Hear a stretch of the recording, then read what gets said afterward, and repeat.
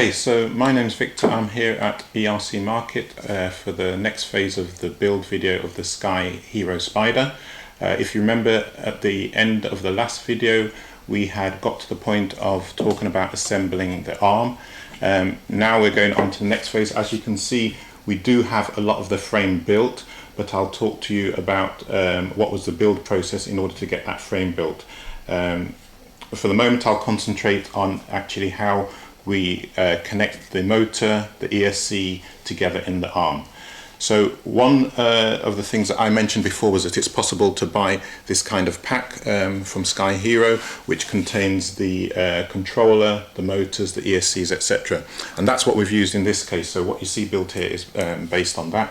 So here we've got a pancake motor, we've got an ESC which we're going to use in order to continue the assembly.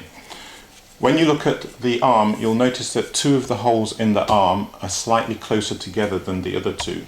The ones that are closer together represents the end where you'll actually connect the motor mount. So what you want to do first of all is to prepare the motor by taking a bit of Loctite, as we mentioned before, and very carefully dropping the Loctite on the holes where you'll mount the motor onto the motor mount, the green motor mount. So I'm just going to do that very carefully now. It's the inner set of screws.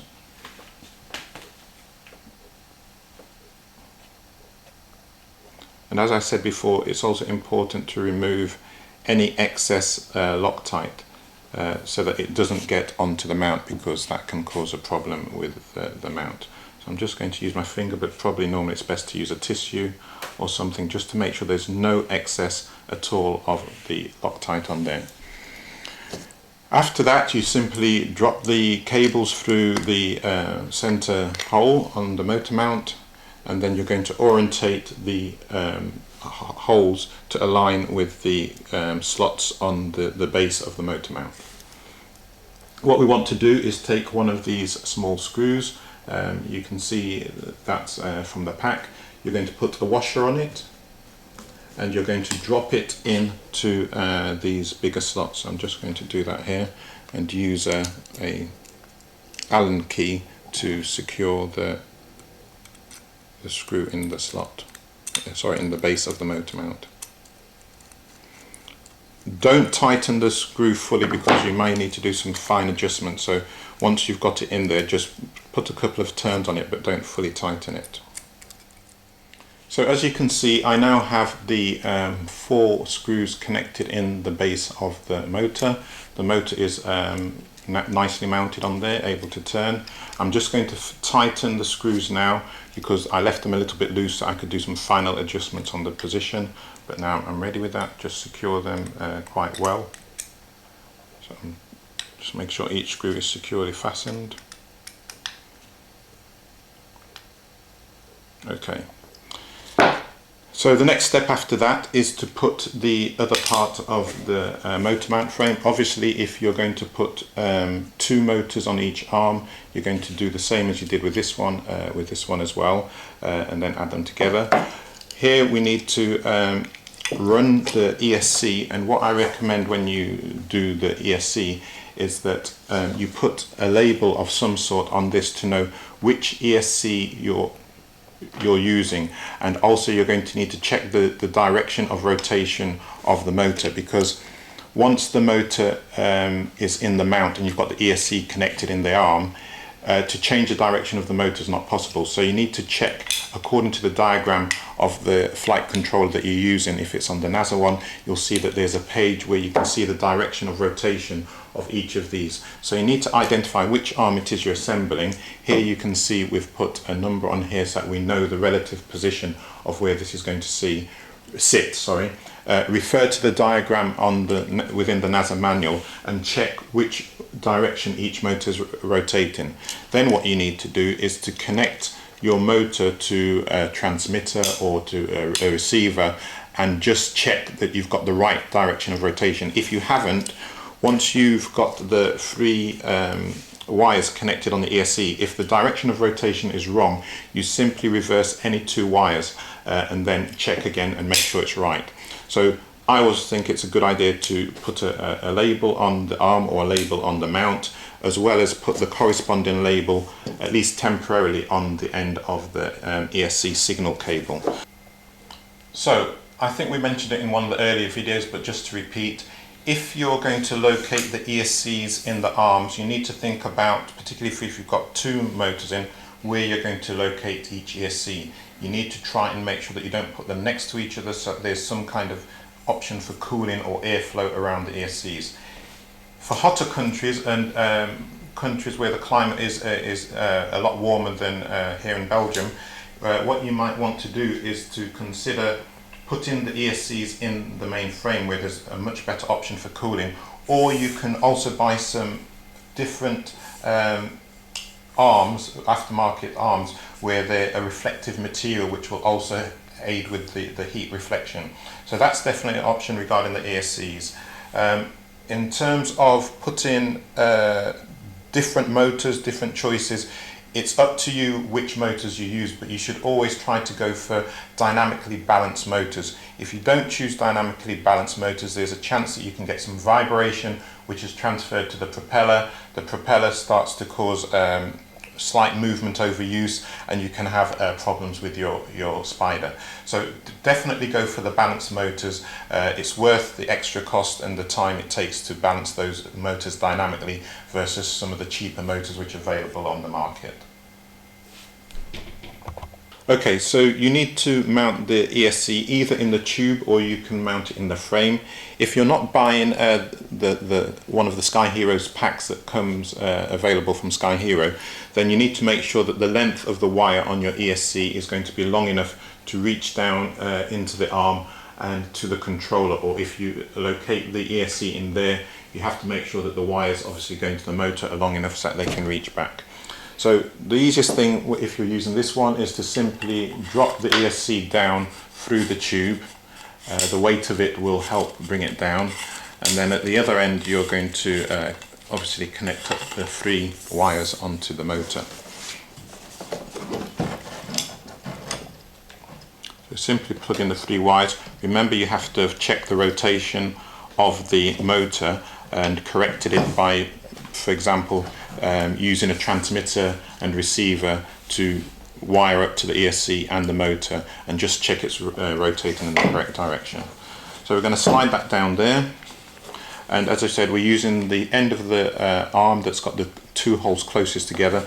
Just within the motor mount, you'll see there's 2 little lugs here that you need to connect or to orientate the arm onto.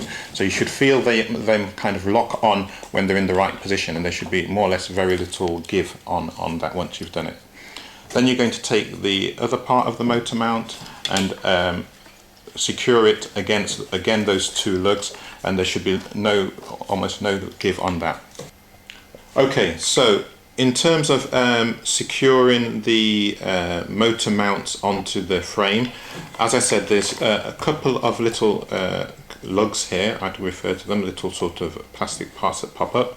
And what you want to do is to make sure that when you connect the arm onto there, that you've located the holes in the arm on those lugs, top and bottom. So I'm just going to add that there. And there should be more or less no give on that. Now, for cosmetic reasons, probably most people will say it's best to insert the nuts in the underside of the frame. So the motor which is facing up, you have the M3 by 12 screw going down, and on the underneath you're going to have the nuts. So one tip for putting the nuts in certainly on the deeper holes, is to put the nut onto something like a small screwdriver or something like that, and just use that to drop it down and get it orientated in the hole.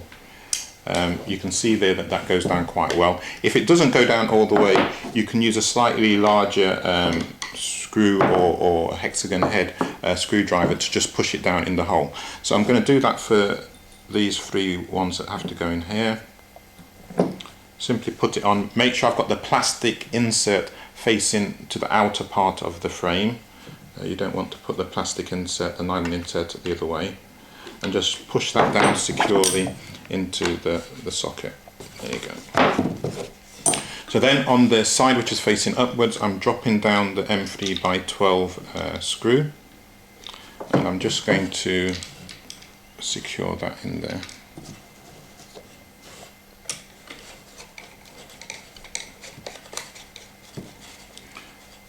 You should feel it start to bite. Not necessary to fully tighten it, make sure you've got it all correctly orientated before you fully tighten everything up. Just check, yeah, we've got a nut in that one.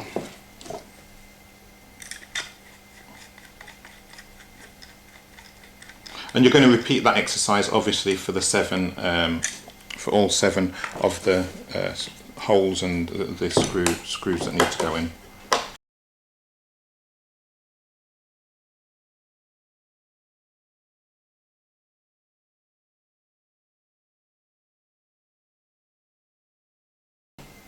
If you have, like I've got here, one that's not properly biting, it's probably because on the other side the nut didn't go down fully, so you just need to make sure that the nut has gone down fully and make sure that's properly secure. It's not necessary to put Loctite on these because of the nylon insert inside the actual nut itself. At the bottom it's much simpler because it's not such a deep hole, so these ones are easier to do.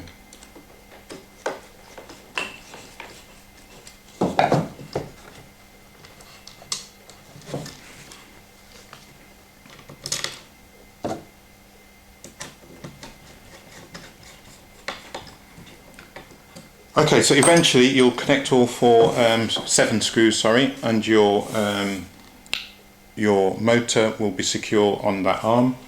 At the other end you're going to insert this plastic piece. Now what you need to bear in mind is that according to how the arm will fold on the frame, so I'll just bring the frame a little bit into picture. This is the last arm, and it's going to actually, when I insert it inside the frame here, it's going to turn that way.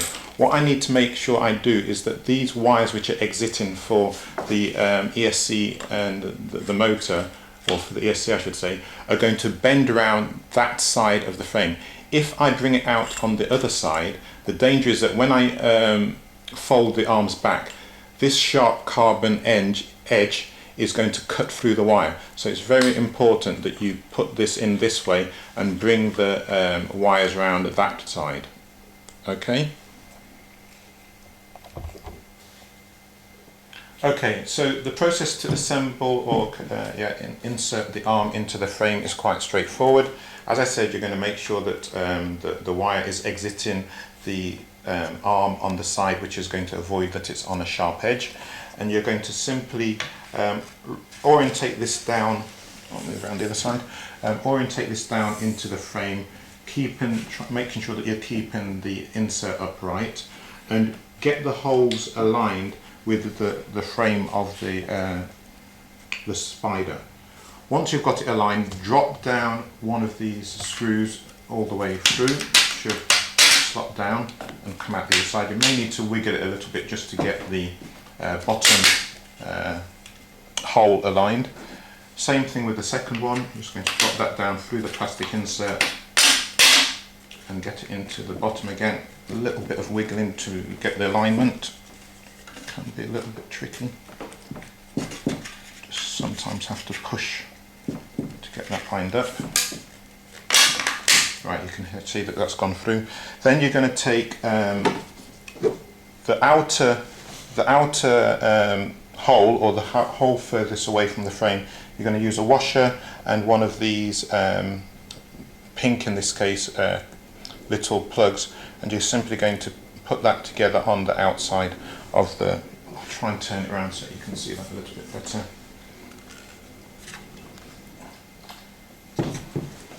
So on this one, you're simply going to put it on the outer of these 2 points.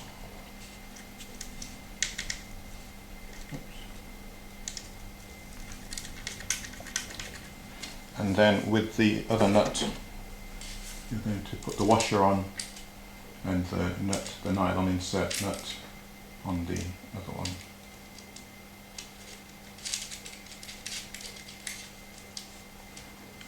And obviously you're going to tighten and secure both of those. This one you can just finger tighten, the other one you'll use a spanner or something else to just tighten that up. Don't have a spanner. Another topic for you in terms of tips and tricks and things to remember is that if you're running this kind of 35mm motor, generally it's a 12 pole motor. You can see the individual poles inside. For the 12 pole motor, it's okay to run with Simon K flashed ESCs, but if you have a motor which has more than 12 poles, so 14, 16, etc., in some cases it's better to use a 400 to 600 hertz ESC. The reason for that is that it just works better with the controller and it can avoid some issues. So as I said, 12 poles or less, 35mm generally, it's fine, but some pancake motors, for example, could have more poles, and in that case you may want to run with a 400 or 600 ESC, sorry, 400 or 600 hertz ESC rather than the Simon K one. So one thing that is also very important, and again we mentioned it in the earlier videos, is planning your build. You need to think about what options you're going to have on the Spyder. Are you going to put the gimbal underneath? Are you going to put some lighting maybe on the arms? And think about the wiring that you might need or the location of those parts. You can of course disassemble the frame or take parts off once it's built, but it's much easier to think in advance what you're planning to do and to make sure that you prepare any cabling or anything else that you might need. For example, you might decide to put a folding or retractive landing gear instead of the standard one. You need to think about where that's going to be located, how it's going to be located, and any wiring it might need. Similarly for the lights, there's different light options that you can put. You can have strips of lights under here, you can have the clip-on lights. You just need to think and prepare that. So very important to plan your build before you start and to have in mind exactly what you're going to use it for so that you invest the time at the start to get everything in the right place. So as I said at the start of the video, I've mentioned a bit about how we assemble the frame, because we did not go through that in detail during this process, because it is quite a straightforward and standard frame to assemble. So the main thing is that you'll have the two plates, and the top and the bottom, as well as the lower plate which is holding the legs on which the whole thing sits.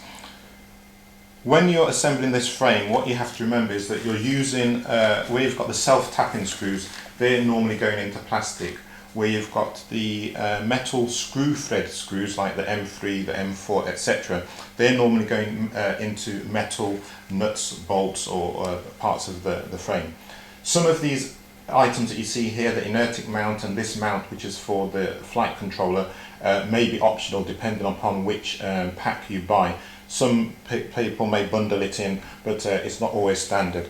So the main thing to remember is that before you put the arms on, you're going to assemble the top and bottom parts of the frame and secure these screws around here. After that, as you saw with the assembly of this final leg, it's quite straightforward to simply drop the screws down through the plastic inserts and put on the tightening nuts on each of the arms.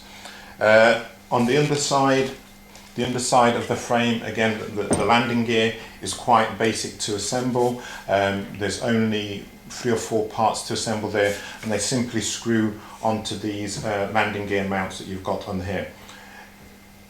On the video that we put together, we did put some labels like this bottom frame outside to show which went where, but normally it's quite easy to orientate yourself, because the side which is outside facing is more likely to have the countersunk holes, but it depends.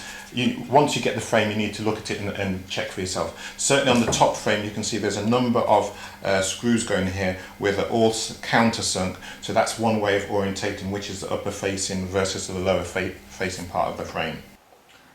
Of course, in support of the build, you can contact sales@ercmarket.com for more advice. There is a Sky Hero group on Facebook that you can follow, and at the end of the video there'll be a summary of the different support options that you have if you need technical advice, pre-sales technical advice. You can also get pre-built solutions available from ERC Market, who can provide custom solutions for you.